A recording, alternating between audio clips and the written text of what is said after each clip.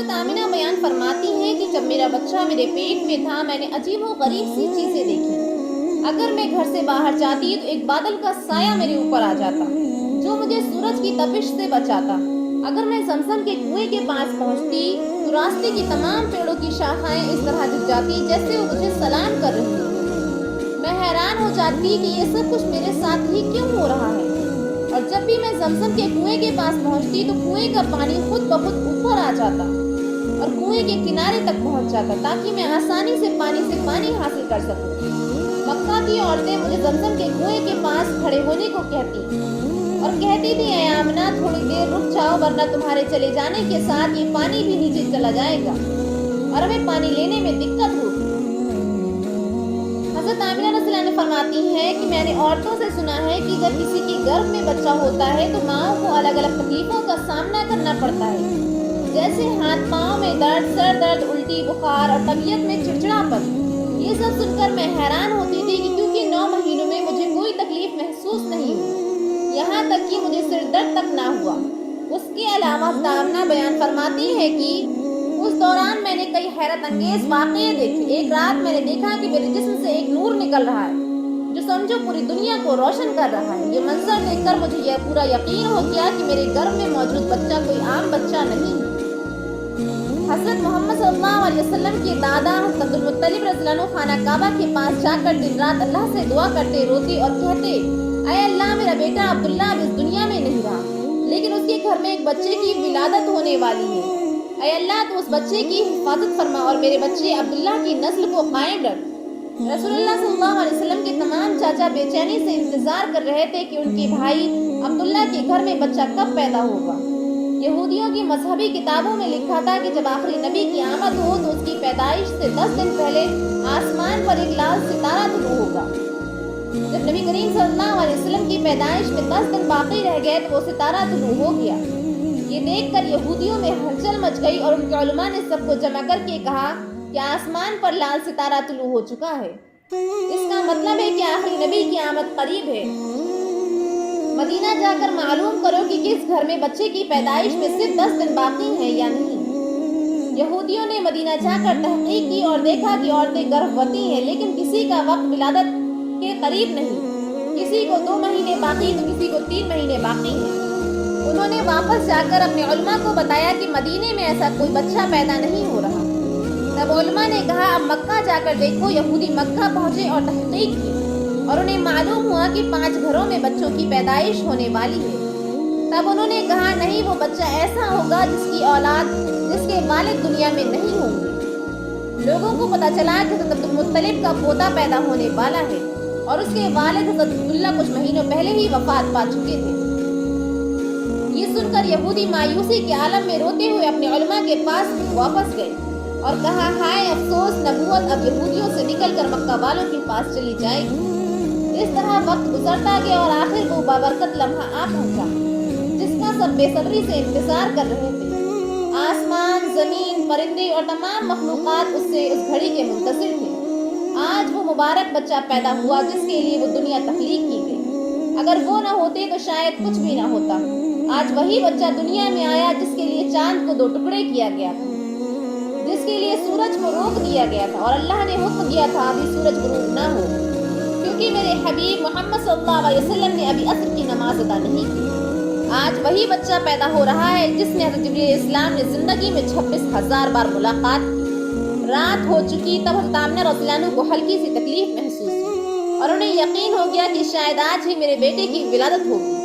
انہوں نے حضرت عبدالمطلب کو خبر پہنچائی۔ حضرت عبدالمطلب نے اپنے محلے کے ایک نیک خاتون حضرت شفا کو بلا کر کہا کہ آج تم آمنہ کے پاس رہو کیونکہ میرے بیٹے عبداللہ کے گھر آج ایک بچہ پیدا ہوگا۔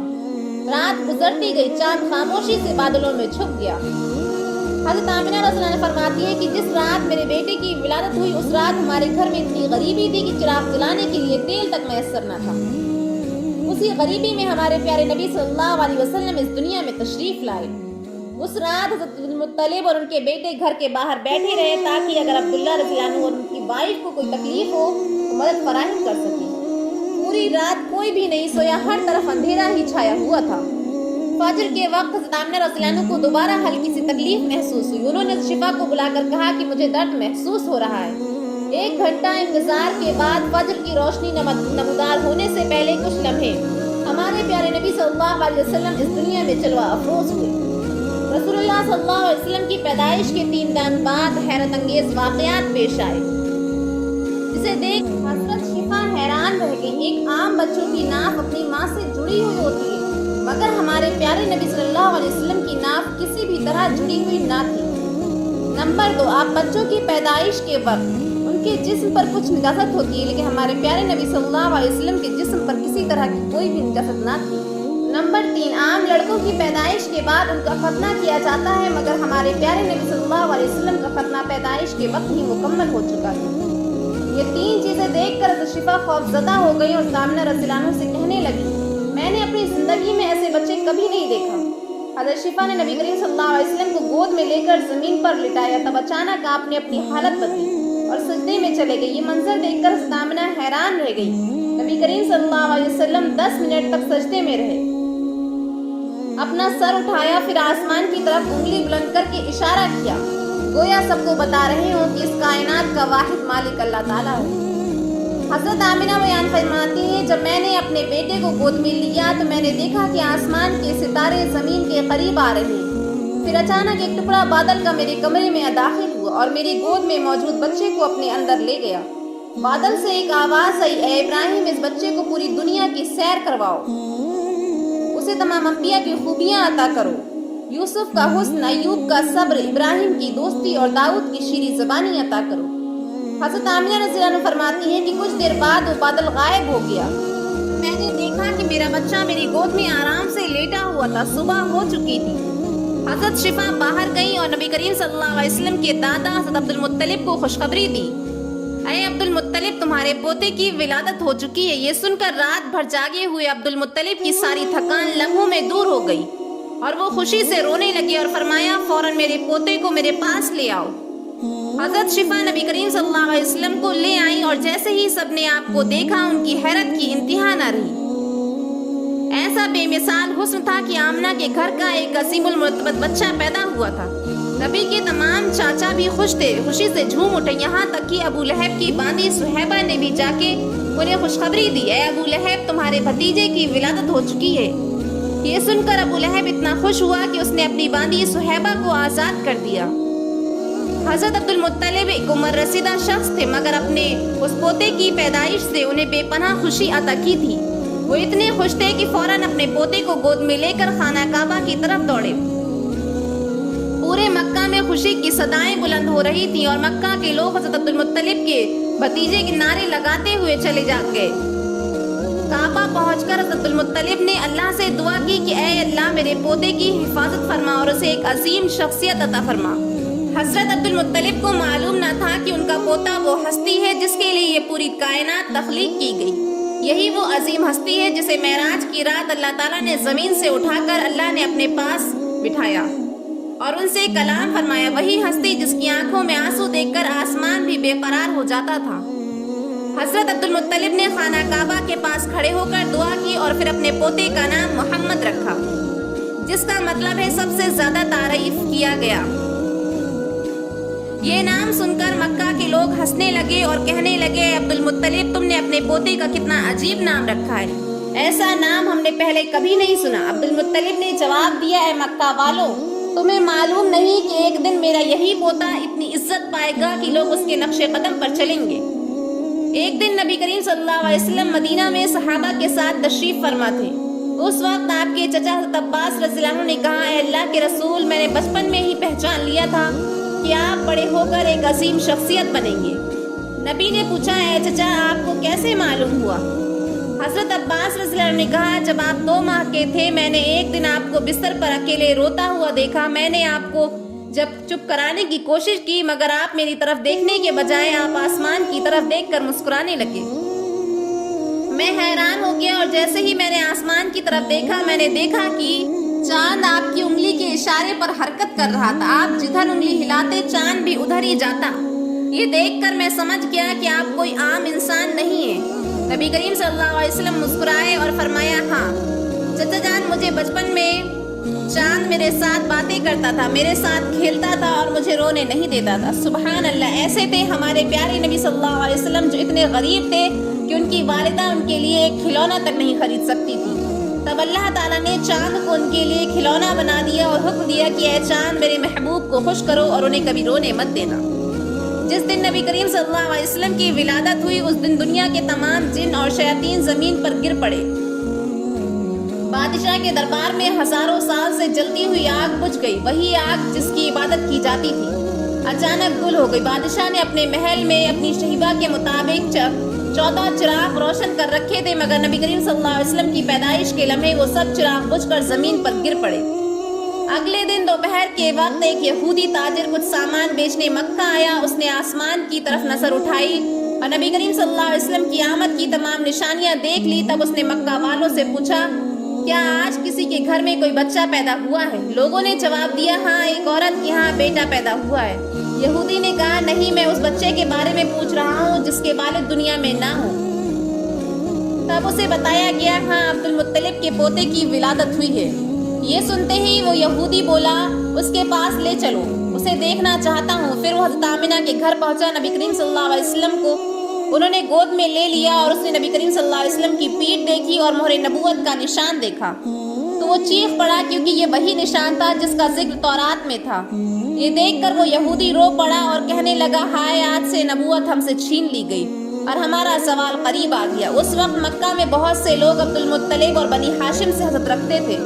جب انہوں نے دیکھا کہ عبد المطلب کے گھر یہودی عالم اور عیسائی راہب آ رہے ہیں اور نبی کی آمد کی بشارت دے رہے ہیں تو ان کے حسد میں اور اضافہ ہو گیا، اور وہ حیران تھے کہ مکہ میں بے شمار بچے پیدا ہو رہے ہیں مگر کسی کو بھی ایسی عزت نہیں ملی۔ مدینے کے ایک یہودی عالم نے جب نبی کریم صلی اللہ علیہ وسلم کو دیکھا تو چیخ پڑا اور افسردہ لہجے میں کہنے لگا، میں نے اس بچے کو پہچانتا ہوں، میں اس کی تلاش میں مدینے سے مکہ آیا ہوں۔ عبد المطلب جو ابراہیم اسلام کے دین پر ثابت قدم تھے اور کئی پوشیدہ باتوں سے واقف تھے، یہ سن کر فوراً نبی کریم صلی اللہ علیہ وسلم کو گھر کے اندر لے گئے اور انہیں چھپایا۔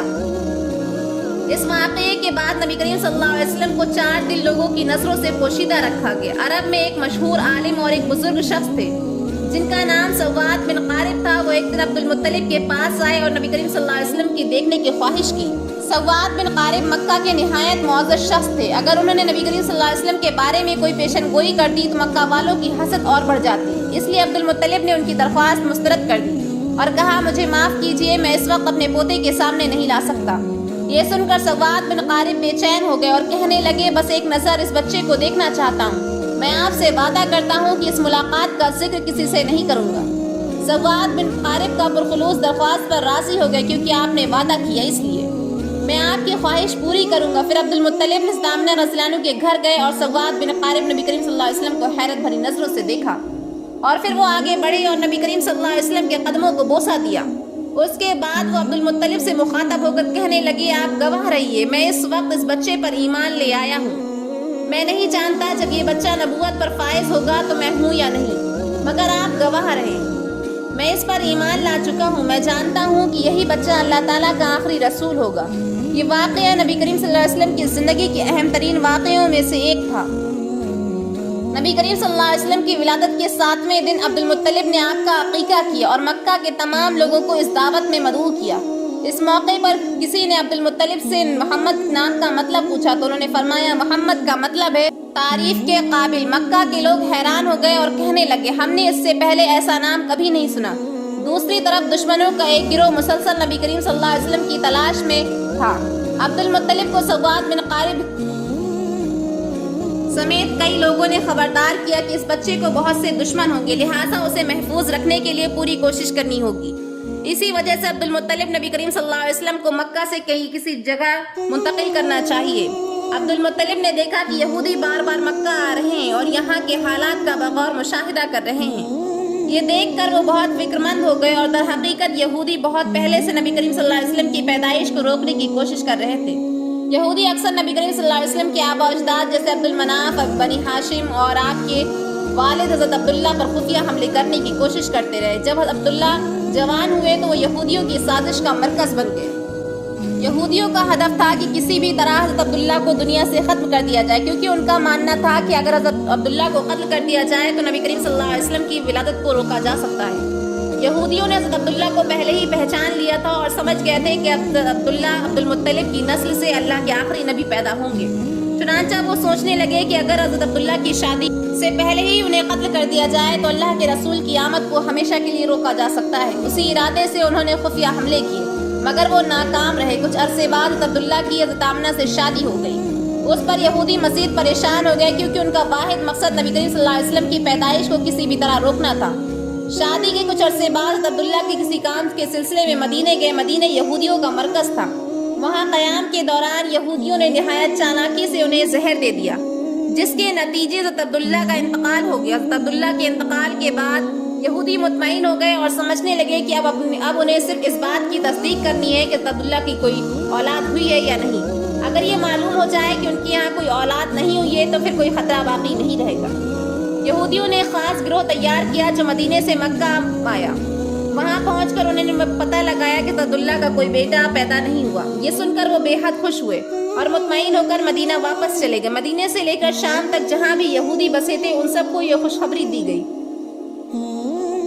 کہا گیا ہم پر جو خطرہ تھا وہ ٹل گیا۔ مدینے سے شام تک جشن منایا گیا اور یہودیوں نے اپنے دلوں کو مطمئن کر لیا، لیکن وہ ایک بہت بڑی غلطی کر بیٹھے، کیونکہ وہ صرف اس بات کی تصدیق کر پائے تھے کہ حضرت عبداللہ کی زندگی میں ان کے یہاں کوئی اولاد نہیں تھی، لیکن انہوں نے اس بات پر دھیان نہیں دیا کہ حضرت عبداللہ کی بیوی حضرت آمنہ پیٹ سے تھی۔ یہودیوں کو اس کا اندازہ ہی نہیں ہوا۔ حضرت آمنہ امید سے ہو سکتی ہیں، وہ اطمینان سے واپس اپنے گھر کو چلے گئے، لیکن 70 عیسوی 12 ربیع الاول کے دن عجیب و غریب واقعات رونما ہونے لگے۔ عام لوگ ان نشانیوں سے ناواقف تھے، لیکن یہودی علماء شدید پریشانی میں مبتلا ہو گئے، کیونکہ آخری نبی کی ولادت کے وقت تمام آثار ظاہر ہونے لگے جن کا ذکر تورات میں موجود تھا۔ یہودی علماء حیران ہو گئے اور سوچنے لگے کہ یہ کیسے ممکن ہو سکتا ہے، آخری نبی کریم صلی اللہ علیہ وسلم کی پیدائش ہوئی کیسے، کیونکہ انہوں نے حضرت عبداللہ کو قتل کرنے سے پہلے کئی بار جانچ پرکھ کر یقین کر لیا تھا آخری نبی انہی کی نسل سے آئیں گے، لیکن اب جب کہ حضرت عبداللہ کا انتقال ہو چکا تھا تو پھر یہ سب کیسے ممکن ہوا؟ یہ سوال انہیں بے حد پریشان کر رہا تھا۔ یہودی علماء آپس میں گفتگو کر رہے تھے کہ عبداللہ کے گھر میں تو کوئی بچہ پیدا نہیں ہوا، اگر کسی اور کے گھر میں وہ بچہ پیدا ہو چکا ہے تو یہ ہمارے لیے بہت بڑا خطرہ ہوگا، کیونکہ یہ تورات کی پیشن گوئیوں کے خلاف ہو جائے گا۔ چنانچہ انہوں نے فوراً ایک خصوصی گروہ تیار کیا جو مکہ جا کر اصل در حقیقت معلوم کرے، لیکن اللہ سب سے بہتر تدبیر کرنے والا ہے۔ یہودیوں کا یہ گروہ مکہ پہنچا، تب تک نبی کریم صلی اللہ علیہ وسلم کو حضرت حلیمہ سعدیہ کے سپرد کیا جا چکا تھا اور وہ آپ کو لے کر اپنے گاؤں روانہ ہو چکی تھی۔ اسی طرح وقت گزرتا گیا اور نبی کریم صلی اللہ علیہ وسلم کی عمر 2 ماہ ہو گئی۔ دوسری طرف یہودی شدت سے نبی کریم صلی اللہ علیہ وسلم کی تلاش میں لگے ہوئے تھے، لیکن انہیں وہاں کوئی ایسا بچہ نہیں ملا جس میں تورات کی بیان کی گئی نشانیاں ہوں۔ یہودی یہ بھی سمجھ چکے تھے کہ وہ مکہ کے کسی شخص سے براہ راست سوال نہیں کر سکتے تھے۔ مکہ کے لوگ اب پہلے سے زیادہ محتاط ہو چکے تھے، خاص طور پر بنو ہاشم قبیلے کے افراد یہودیوں پر نظر رکھنے لگے تھے، اس لیے یہودی کسی سے پوچھ بھی نہیں سکتے تھے اور نہ ہی انہیں کچھ معلومات مل رہی تھی، لہٰذا یہودیوں نے ہر گھر پر نظر رکھنا شروع کر دی، لیکن پھر بھی انہیں کچھ معلوم نہ ہو سکا۔ آخر کار مایوس ہو کر یہ گروہ مدینہ واپس چلا گیا۔ پھر مدینہ سے ایک اور گروہ کو بھیجا گیا، لیکن وہ بھی ناکام ہو کر واپس لوٹ آیا۔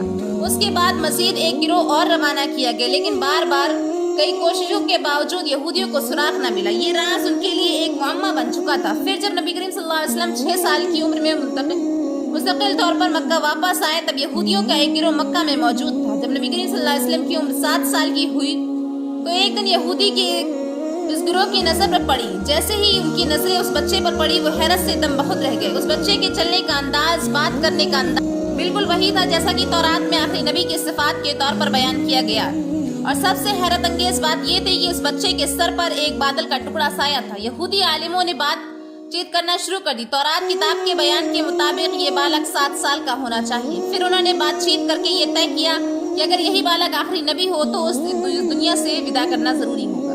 یہودیوں نے تحقیقات کی اور پتہ چلا کہ یہ بچہ عبد المطلب کا ناتی ہے۔ بس جاننے کے بعد انہیں احساس ہوا کہ ان کی معلومات میں غلطی ہوئی تھی۔ اب کسی بھی طرح اس غلطی کو درست کرنا ضروری تھا۔ انہیں 100% یقین کرنا تھا کہ کیا واقعی یہی بچہ اللہ تعالیٰ کا آخری نبی ہے یا نہیں۔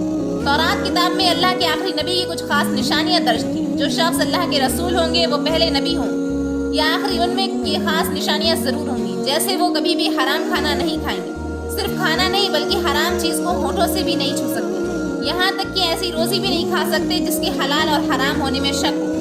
اس لیے یہودیوں نے ایک عجیب و غریب یوجنا بنائی۔ مکہ میں زبیدہ نام کی ایک بیوہ عورت رہتی تھی جس کی ایک چھوٹی سی مرغی پالک کی جگہ تھی۔ وہ انڈے بیچ کر گزارا کرتی تھی۔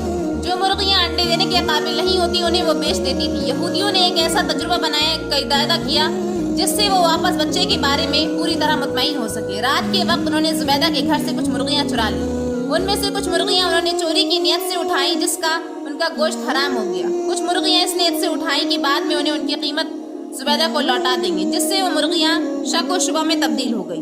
اب اگلے دن یہودی عبد المطلب سے ملنے گئے اور ان سے کہا کہ اے عبد المطلب، آپ ہمارے دعوت کو قبول کریں۔ عبد المطلب پہلے تو ماننے کو تیار نہیں ہوئے، لیکن یہودیوں نے اتنی التجا کی وہ منع نہیں کر سکے۔ یہودیوں نے کہا ہم صرف آپ کو نہیں بلکہ بنی ہاشم قبیلے کے تمام مرد اور عورتوں اور بچوں کو بھی دعوت دیتے ہیں۔ ہماری گزارش ہے کہ بنی ہاشم کے ہر مرد اور ہر بچے اور عورت میں شریک ہو اس میں۔ عبد المطلب نے کہا بنی ہاشم کے سبھی لوگ اس دعوت میں شریک ہوں گے۔ یہودیوں نے اپنی یوجنا میں کامیابی حاصل کی اور اب دعوت کے لیے کھانے کا انتظام کرنے لگے۔ نردھارت سمے پر عبد المطلب اپنے قبیلے بنو ہاشم کے تمام مردوں اور بچوں کو لے کر دعوت میں شرکت کے لیے پہنچے۔ یہودیوں نے عبد المطلب سے کہا آپ مکہ کے سردار ہیں، آپ سب سے خاص شخص ہیں، یہ دعوت خاص طور پر آپ کی عزت و تکریم کے لیے رکھی گئی ہے، براہ کرم کھانے سے آغاز کرے۔ عبد المطلب نے جواب دیا جب تک میرا پوتا محمد کھانے کی ابتدا نہیں کرے گا ہم میں سے کوئی بھی کھانے کو ہاتھ نہیں لگائے گا۔ اب یہودی اس لمحے کا انتظار کر رہے تھے، چنانچہ سب کی نظریں نبی کریم صلی اللہ علیہ وسلم پر ٹک گئی۔ یہودیوں نے عرض کیا ہے محمد آپ کھانے کی ابتدا کریں۔ نبی کریم صلی اللہ علیہ وسلم نے ارشاد فرمایا یہ کھانا ہمارے لیے نہیں ہے، اسے کھانا تو دور کی بات ہے یہ میرے لبوں سے بھی نہیں لگے گا۔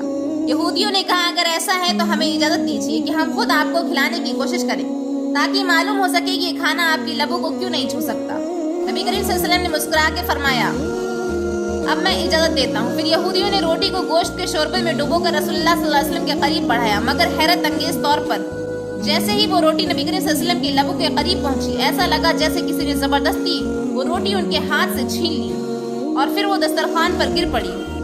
یہ عمل ایک بار نہیں، دو بار نہیں، بلکہ 10 مرتبہ دہرایا گیا، مگر ہر بار جب بھی وہ روٹی نبی کریم صلی اللہ علیہ وسلم کے لبوں کے قریب پہنچتی ہاتھ خود بخود کھل جاتا اور روٹی خود بخود نیچے گر جاتی۔ لیکن یہودی ظاہری طور پر حیران تھے لیکن اندرونی طور پر بہت خوش بھی تھے، کیونکہ آزمائش کا آدھا نتیجہ مکمل ہو چکا تھا۔ یہ کھانا حرام تھا اور نبی کریم صلی اللہ علیہ وسلم نے اسے قبول نہیں کیا۔ اب انہوں نے مشتبہ مشکوک کھانے کے ساتھ تجربہ کرنے کا منصوبہ بنایا۔ یہودیوں نے نبی کریم صلی اللہ علیہ وسلم سے کہا چونکہ کسی وجہ سے آپ یہ کھانا نہیں کھا سکے اس لیے ہم کھانے کو بدل دیتے ہیں۔ پھر نیا کھانا لایا گیا۔ پھر یہودیوں نے نبی کریم صلی اللہ علیہ وسلم سے کہا اب کھانا شروع کریں۔ نبی کریم صلی اللہ علیہ وسلم نے اسی اطمینان و وقار کے ساتھ جواب دیا کہ یہ کھانا بھی ہمارے لیے نہیں ہے۔